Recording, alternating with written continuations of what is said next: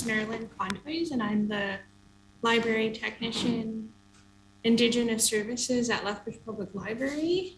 And I just want to welcome Trevor Louie here with us. And I also want to do a land acknowledgement before we begin. So the Lethbridge Public Library acknowledges that we're gathered on the lands of the Blackfoot people of the Canadian Plains and pays respect to the Blackfoot people, past, present, and future, while recognizing and respecting their cultural heritage, beliefs, and relationship to the land.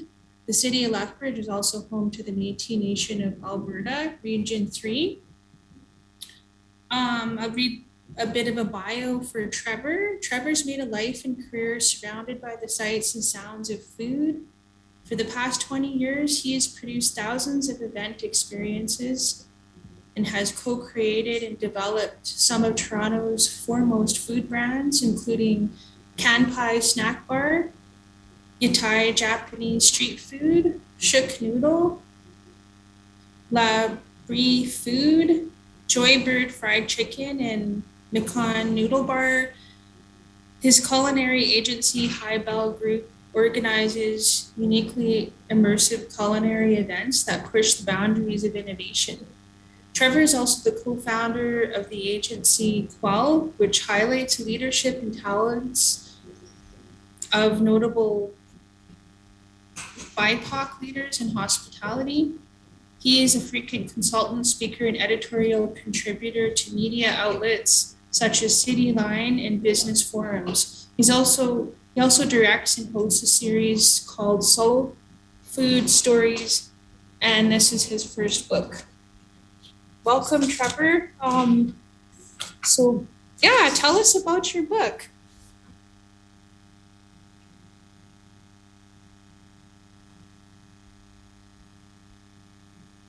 Oh, 1 second, I can't hear you. Can you hear me okay now? Yes, I can hear you now. Perfect.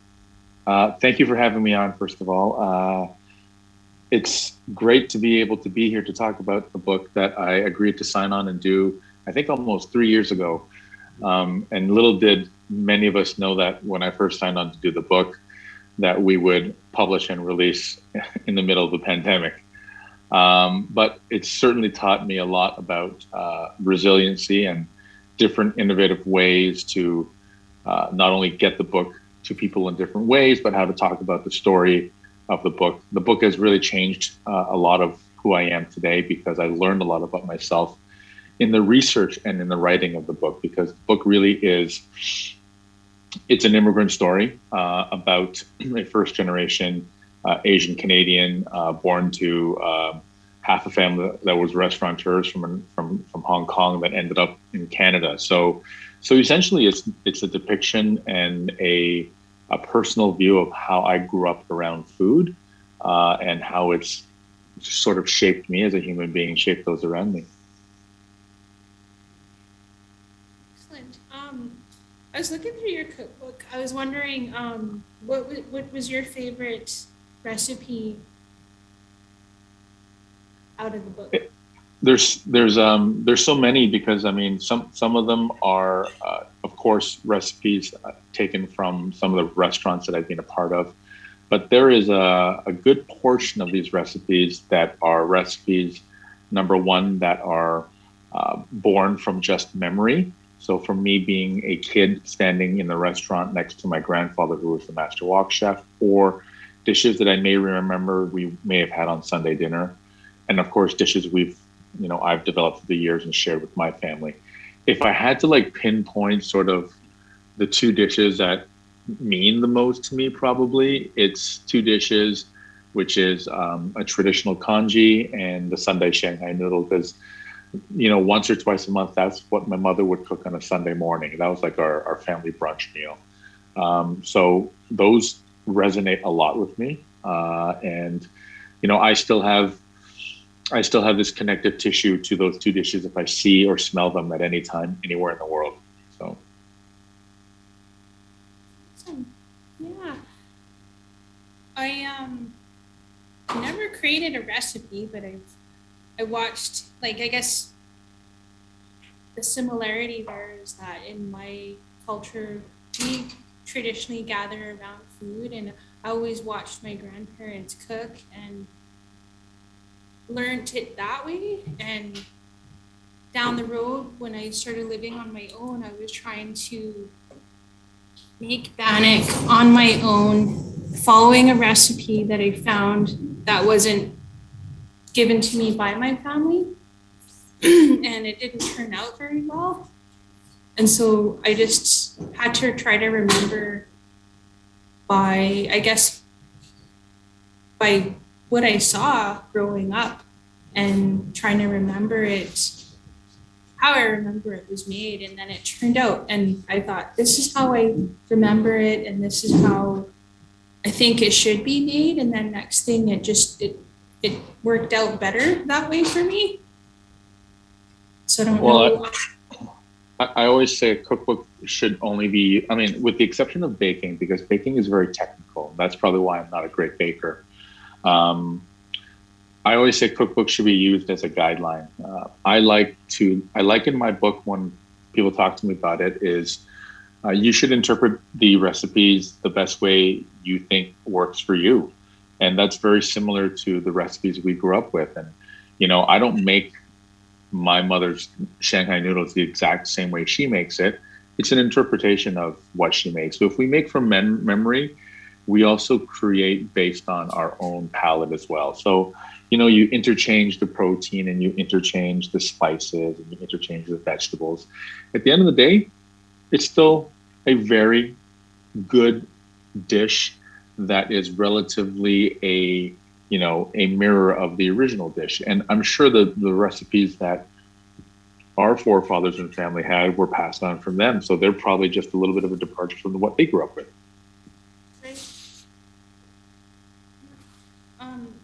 I also noticed there's a playlist that you share with everybody. Can you tell us a little bit more about the music? Yeah, I mean, I'm a classic hip hop kind of kid, so 80s and 90s hip hop is very dear to me. Growing up in parts of the city of Toronto, where we hip hop was our life essentially, and so there has been a depiction of hip hop, a presence of it in almost every restaurant that I've had, whether it was names of dishes or the music we would play in the restaurant. And I thought that I wanted to go back and find some songs that I really liked that even had a little bit of connection to family and food. And so if you take a look at the playlist, if you listen to the lyrics, most of the songs have a connection of family, empowerment, and food. And this is one area that actually the book evolved over the pandemic as we were editing it. I wanted to put a playlist in there because I wanted people to, if they were going to cook for my book, they had the option to play the same music to get the same sort of feel of how I would be when I'm cooking in my kitchen. So what we did is we actually took the playlist and we created the Double Happiness Cookbook playlist on Spotify. So you can actually download the playlist out of Spotify onto your phone and follow along and listen and cook at the same time. And what's that? That to me, yeah, in one way it's a different level of marketing, but it's also a level of experiential connection with food that's not just about food. Like when we open restaurants, these days you have to take a look at what the decor looks like, what the china looks like, what the music you're playing is like, because it's a total experience. A cookbook shouldn't just be about recipes and pictures. It should also be about the overall experience. And since I wasn't able to be on the road to meet people in person and sign books, could people that took my book home get a piece of me in their house? And this is the way we did it. It's to let people have the option of downloading a playlist and they'll sit on their phones. So I noticed like every recipe has a story that goes along with it. It's very personable, and I'd say this is the first cookbook of its kind that I saw that there's a connection to the recipes, including music, and I think that's pretty inspiring.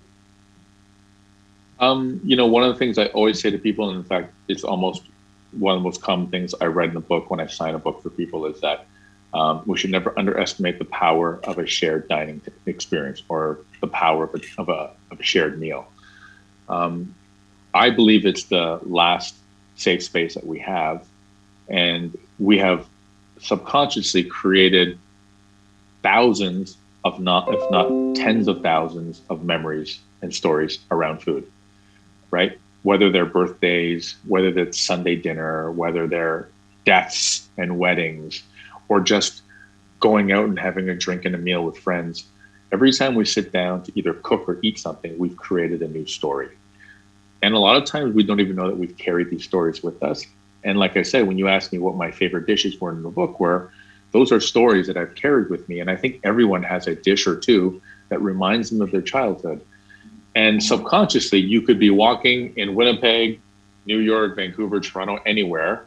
And if you hear, smell, and see that dish that's similar to the one you grew up with, it triggers a memory.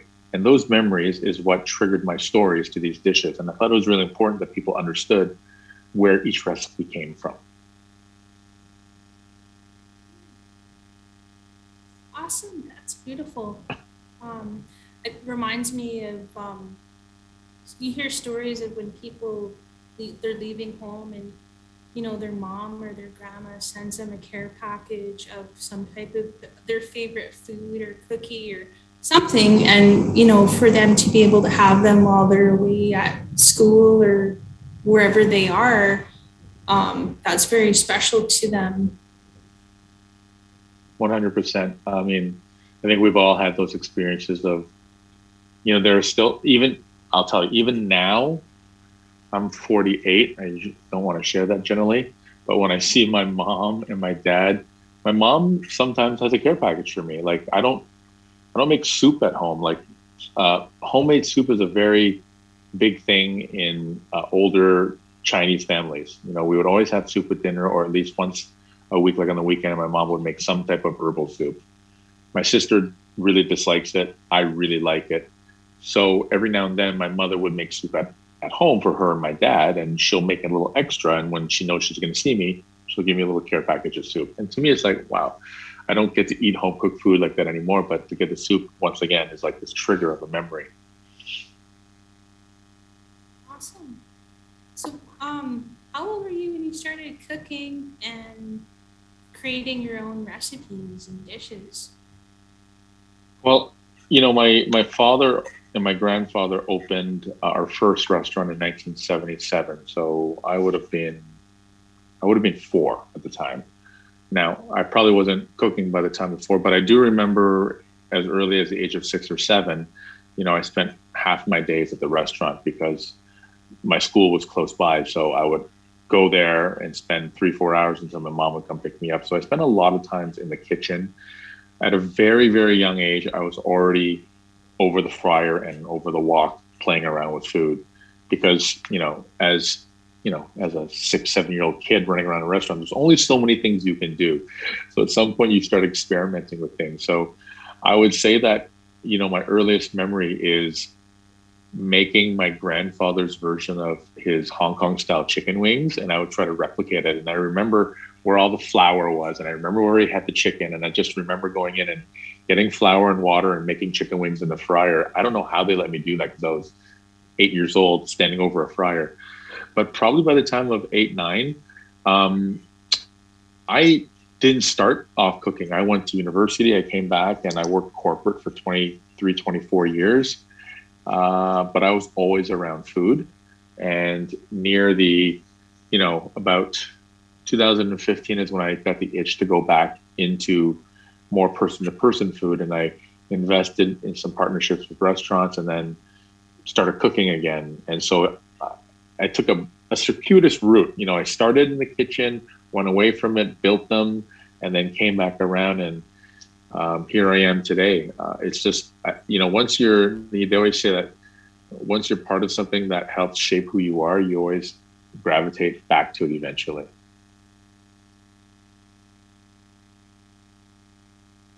Awesome. Yeah. Tell us about some of the brands I was reading. I don't know if I pronounced some of them correctly, but You the did. You did. I mean, I was just recently in Los Angeles about 3 weeks ago. Went out for a short vacation and also visited some bookstores to see how the book was being stocked, and I took myself to a very, a prominent street in LA called La Brea, and at the corner of La Brea and Sunset. 10 years ago is when I first got inspired chasing a food truck in LA and understanding this amazing hybrid of like Mexican and Asian flavors for the first time. And that's when I came back and decided, heck, I miss cooking and I miss creating. I mean, I love my corporate job wearing a suit every day, but I miss being around people. And that was my first sort of inspiration. And I launched La Brea Food, which is a fusion of Mexican and Asian flavors. And here I am today. I mean, I've been part of, I think, 8 brands since. A couple of them didn't make it through COVID, unfortunately. But Joybird Fried Chicken, which is located in the heart of downtown Toronto, is thriving and doing quite well.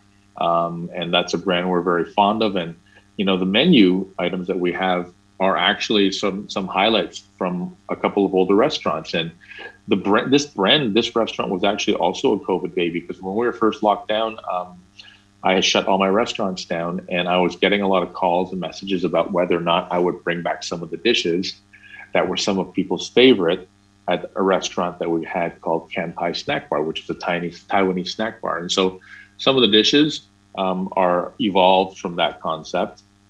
So I've got one restaurant brand now. I'm focusing on the one and trying to expand that brand as opposed to branching off to other stuff. But over COVID, with the cookbook launching, I also launched my own line of herbal teas, and I launched my own line of chili oil, spices, and gluten-free fried chicken batter.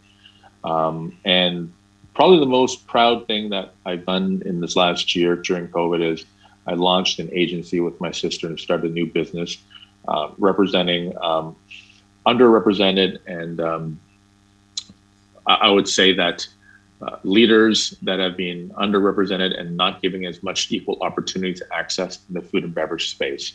And so our job is really about representing really great people in our industry, but also about finding ways to take back space to, as we would say, change the face of hospitality, food and beverage as a reflection of our population. And a lot of these things are actually intertwined. So, a lot of our clients buy from all sides, but really proud about the agency we started. Fabulous. I have a question from one of our viewers, Trevor. So, Yum, how are your products available?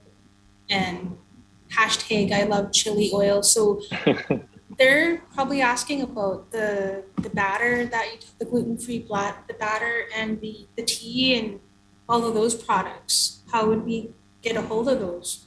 So right now, the products that are available are right on our website, highbellgroup.com. That's our company. Our chili oil, which just launched 2 weeks ago, we basically brought in a test batch and we're sending it out to friends and family. We're bringing in our second batch. That'll be available online very shortly. If it's not online, you can direct message me on my Instagram, and we take orders through Instagram as well. We have an Instagram store. Our hope is that, I spent 8 months developing the chili oil because I wanted to do it right. And we also wanted to get it ready for grocery store shelves. So we went through all the process of all the scientific mandate, all the nutritionals. But the big thing about this is my chili oil is peanut-free, gluten-free, vegan, soy-free, sesame-free, which is very unlike, you don't hear that very often with Chinese chili oils. They're generally made with peanut oil base, but we are using Canadian-grown canola oil. And so it took a while to formulate flavor profile to get it to where I was like, yum. But we finally got there, and I'm like, I can't believe we're there. So it is fully available. We sold out our first batch, but we have a new batch coming next week. So please message me, email me, Twitter me, whatever you want. I'll find a way to get it to you. We just sent a shipment out to Winnipeg yesterday and a batch out to Halifax last week. So we do go across the country. So, are there any particular grocery store chains that we could find the products? Not yet. Right now, we've started with micro independent stores locally. We'll be as far as Niagara. Um, Bigger chains, big nut to crack. So we're going to start those conversations soon. We hope to get there. But, you know, I'm not the only one that created, like, everyone sort of got into the whole pantry stuff over this last year because of having to, I hate well, it's a 5 letter word, right? Pivot, everyone's pivoting, right? Um, but we think this one is going to stick. Um, I love the product we've created. I stand by it, and it tastes just fantastic. I think we ate an entire jar last night during dinner. So That's awesome.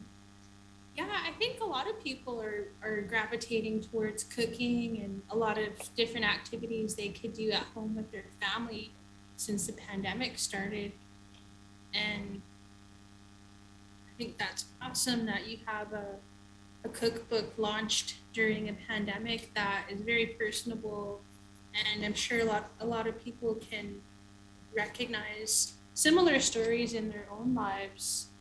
we, we And really, I really wanted to create a cookbook that became a household tool for people, particularly those. I mean, I haven't met too many people that don't like Asian food, and my book isn't all Asian, but it's very Asian influenced simply because I'm Chinese.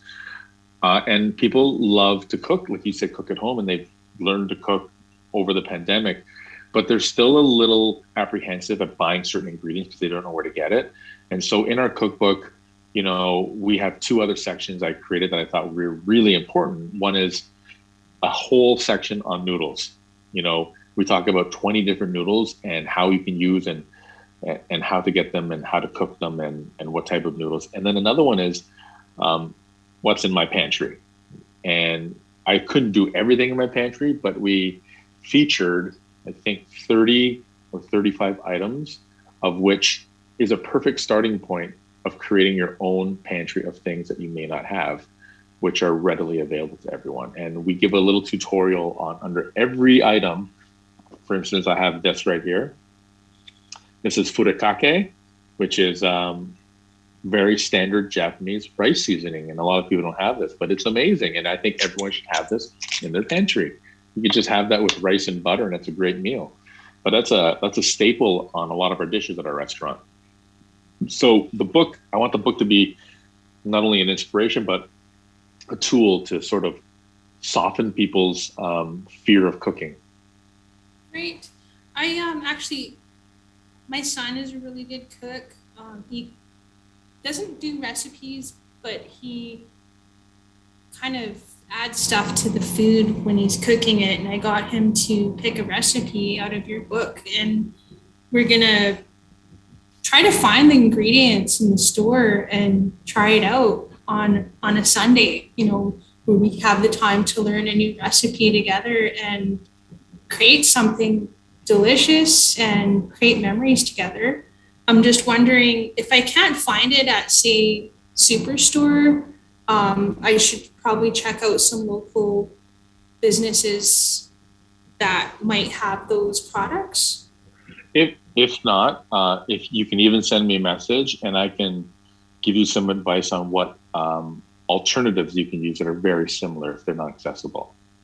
Great. Yeah, yeah. There was just a few things that we weren't sure what those were. So yeah, we'll message you, and yeah, we're looking forward to trying the recipe, and it's exciting. Amazing. New foods. Um, I got to try a lot of new foods one time when I took a group of youth out to Toronto, and they hosted us. It was a youth exchange program through the Y.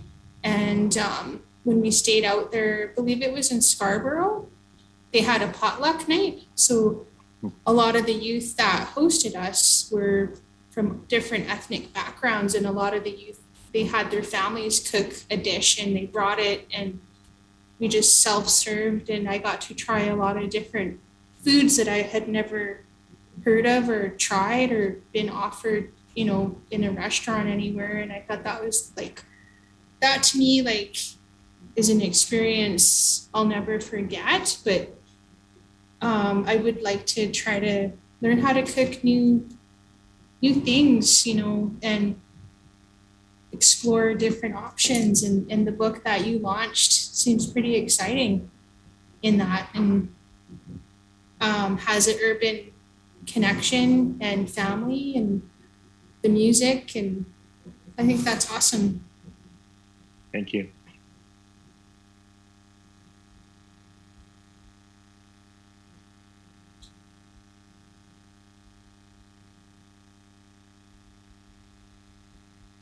Can you hear me okay? You're okay?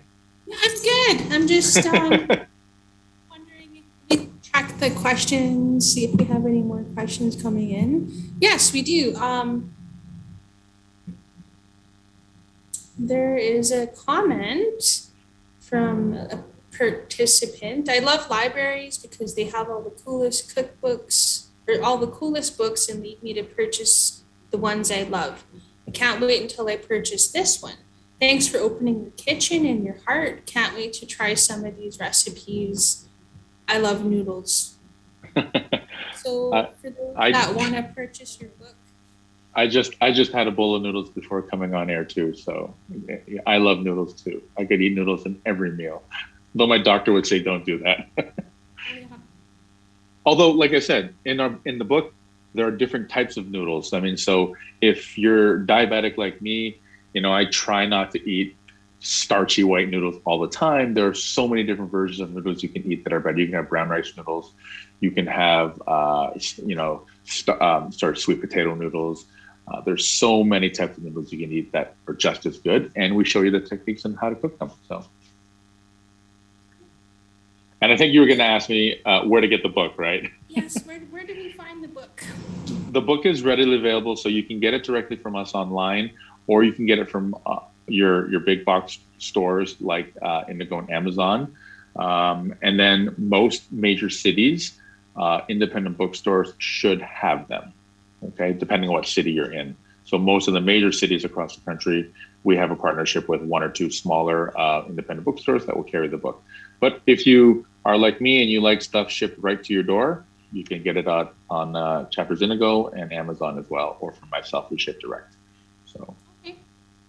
but very much like yourself, I wanted to say that, I'm still learning. I learn every single day. And this last year has taught me a lot about areas of food that I need to spend more time on, and dedicate myself on and push myself to learn more about. And I learned a lot of this, a lot because of the people we represent at our agency who are top chefs. We represent, someone like Bashir Mounier, who is born in Somalia, raised in Rome, cooked in the US and lives here. So, he teaches me everything from the panhandle food of East Africa to, carbonara in Rome. And then we have Chef Joseph Shawana, who is the chair of ICANN, from Manitoulin Island, who has taught me so much about how much of what we as cooks, or what culinary North America has derived from indigenous culture and cooking, which we don't recognize enough. My chef at Joybird is actually a young indigenous chef as well, and we have committed on September 30th. We've actually been designing a really cool menu to celebrate indigenous culture, that we're going to do a hybrid of Asian and indigenous cuisine put together. And so we're so excited about that. We're doing like an oyster bar with a mignonette with foraged elderberry, and we're doing a Chinese bao, like a fluffy sandwich with venison meat, and we're going to do Three Sisters dumplings. So we've been so excited talking all this time about how much we appreciate each other's food, but there hasn't been enough in Canadian time and culture around culinary where we've actually celebrated each other and try to do it together. So I'm in the same place. There's so many cuisines that I'm learning about that I wish that I knew more about, but now it's never too late, is what I say. I'm interested in the recipes, the Three Sisters dumplings, and I know, being Indigenous, like I've noticed a lot of the similarities in cooking. Maybe not so much in cooking, but maybe surrounded with food. And I know, like, I grew up in British Columbia. To be honest, I fished a lot as a young person, and we prepared and ate a lot of salmon. So I learned how to prepare and eat salmon in a variety of different ways. I don't know how um, how to share that other like if I was to make a recipe, I wouldn't know how to do that. But I think that you did a really excellent job in doing that with your cookbook. And then I'm just wondering, will the recipe be available for the Three Sisters dumplings anywhere? Uh, I writing a cookbook is like getting a tattoo. You actually get addicted. And so, we are talking about the potential of, we've been asked about whether we were interested in doing another book. And so you never stop writing recipes. And so I would say, yes, there will be a recipe. Whether we've written it down yet, no, but we have to conceptualize the dish and then we have to test the dish. So conceptually, because I've already worked with a couple of Indigenous chefs on seeing what you can do with the Three Sisters ingredients and adapting, like we've made a dip out of it. We've made the traditional Three Sisters salad, which we're doing for an event next week. And when we sat down, I said, well, why couldn't we take the same components and fold it in with a couple of Chinese ingredients and make a dumpling out of it? And we're like, bingo, I think that's going to work because there's some flavors there that work. So yes, the short answer to that is yes. What we do is we create dishes and we write the dishes out, but we don't necessarily technically write the recipe out as you would have it in a cookbook, because a cookbook recipe is really meant for almost like the layman cook. Chefs don't follow recipes, truth be told. And chefs actually are not really good recipe writers. That's why we have editors, or sometimes we hire people to do it for us, because a lot of times we also don't do the measurements consistently. Some people write in metric, some people write in imperial. But, yes, I think there's going to be some recipes that we're creating over the next 4 weeks that we will write down and we will eventually share with people. And maybe if you have me back one day, we can do a cooking demo and we'll just show people how to make it. That'd be awesome. Yeah. So then for the viewers that are tuned in right now, if you're not sure what the Three Sisters are, those are the corns, the beans, and the squash that a lot of Indigenous folks ate traditionally and harvested together because they supported one another when they would grow them. And there was a way that you would grow them. The corn, the beans, and squash grew together, and hence the Three Sisters. There's such an interesting and inspiring cross section of learning about the Three Sisters. When I first learned about it a year and a half ago, and Chef Shawana taught me a lot about that. He also taught me a lot about the history of Bannock, and that Bannock for him and for many Indigenous cooks, chefs, is not a good memory because it is bread that was passed on from colonial forefathers, not necessarily something created by Indigenous chefs in the day. So I learned a lot about that because we do a lot of educational sessions with our chefs, as do I, around our book and other things. And we had to book Chef Shawana into a session, and they asked him to do Bannock as an educational session. And he said to me, I'll do it, but I want to share my true story about Bannock, and it's not necessarily the story that everyone thinks. And, thankfully and graciously, our client was a great ally and said, that's exactly the story that we want you to share with our viewers. We want you to share the true story about Bannock. And so as much as I love the fry bread, I also understand the story behind and the history behind the dish as well. And I think every culture has a couple of dishes like that. This one is, particularly touching in terms of being in Canada, and that I wish more people knew about the history of this dish. Yeah, it was something that was introduced, the flour and the sugar and a lot of that.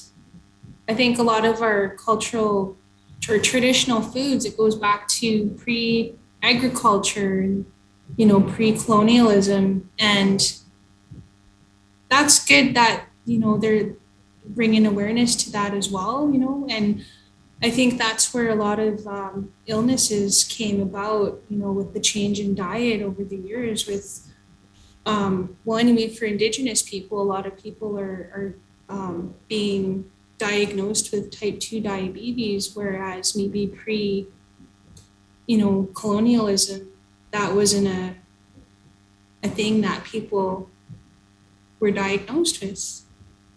And I think the food has something to do with it. And I like that you have that option to offer people the gluten-free and the batter for the chicken. Yeah, there's a couple things, and I had this discussion with Chef Chris, who's my chef at Joybird, and we talk about why certain cultures are predisposed with disease.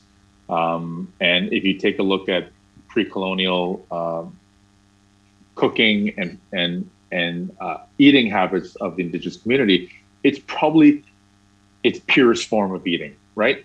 Foraging, open fire cooking, hunting, gathering, nothing processed, not high in sugar, not high in starch. It's as pure form as it is. And then you talk about what was introduced to it and what was removed, as you say, the removal of natural ingredients in agriculture, and then introduction of sugars and starches at heavy amounts. That changes the predisposition of health and disease, right? And so for me, when I wrote this book, because I'm type 2 diabetic myself, we put a lot of care into the footnotes of every recipe. So where it can be gluten-free, we put a note in there. We always say the option of soy sauce or tamari, because if you're gluten intolerant or you're someone who doesn't want to eat as much gluten, then you can use tamari, which is gluten-free soy.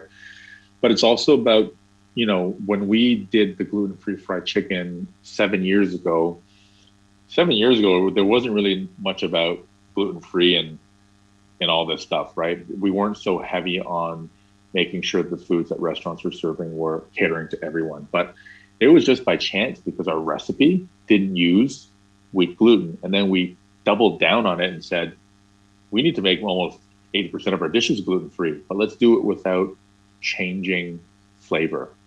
And now a lot of our menu is gluten-free and free of a lot of allergens. And we do that for a particular reason, but not free of MSG. And I'll stand by that. Okay. With the gluten-free, I was looking at, is it the TFK chicken?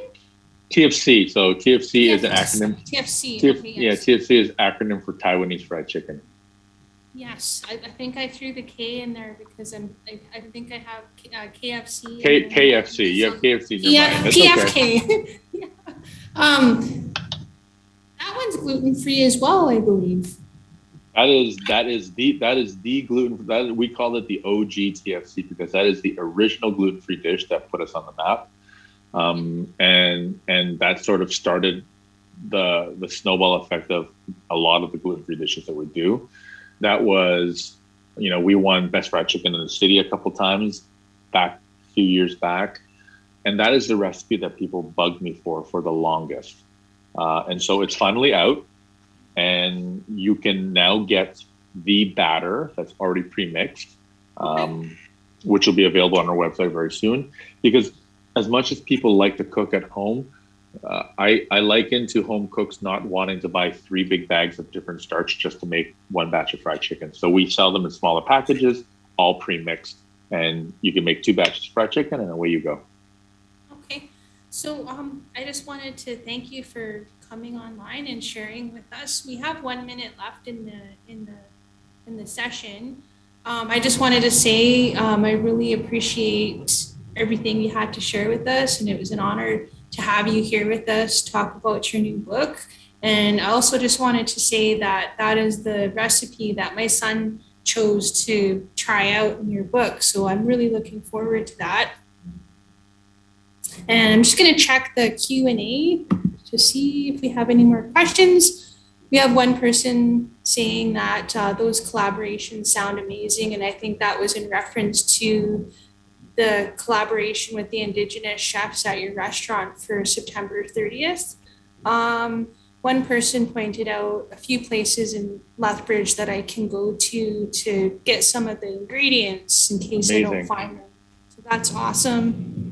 Yeah, we look forward to having you back, and I'm really interested also in the Three Sisters dumplings recipe.